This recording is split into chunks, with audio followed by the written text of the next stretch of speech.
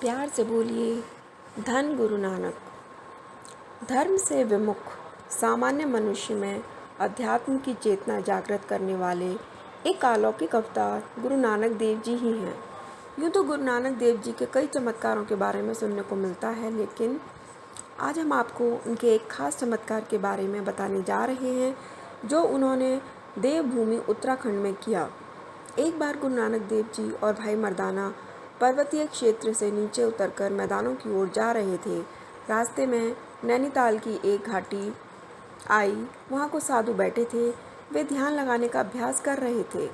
जब ध्यान नहीं लगता तो गांजा, भांग, अफीम, तंबाकू और अन्य मादक पदार्थों का सेवन करते ताकि ध्यान में मन लगे। इससे ध्यान में मन लगना तो दूर, उनका आपस में ही भारी झगड़ा हो जाता था।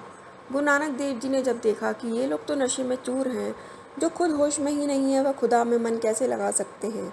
नशा तो नाश की जड़ है, फिर ये लोगों को सन्मार्ग का उपदेश कैसे दे सकते हैं।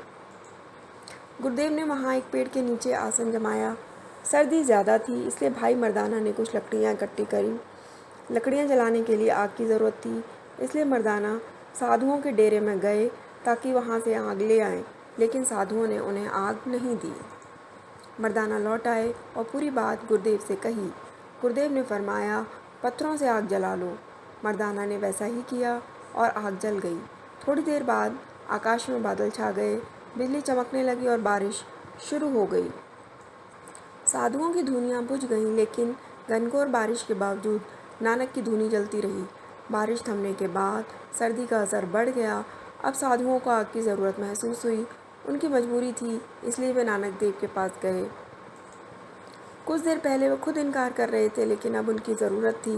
नानक देव जी ने बताया, अग्नि, पानी और हवा तो परमात्मा की देन है, फिर मुझे क्या हक है कि मैं किसी को मना कर सकूं।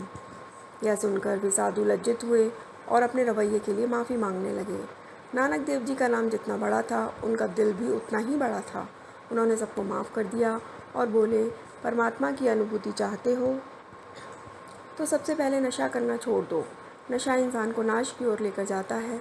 नशे के साथ ही अहंकार भी छोड़ दो।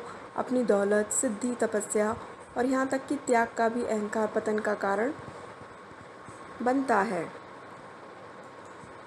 नानक देव के अनमोल वचन सुनकर साधुओं की आंखें खुल गईं। उन्होंने कहा, हम ऐसा ही करेंगे। दूसरे दिन गुरुदेव और भाई मर्दाना अपनी राह चल दिए ताकि किसी और का उद्धार कर सके। अगर आपको हमारी ये कथा पसंद आई तो प्लीज़ हमारे चैनल को लाइक और सब्सक्राइब करिए। Thanks for watching.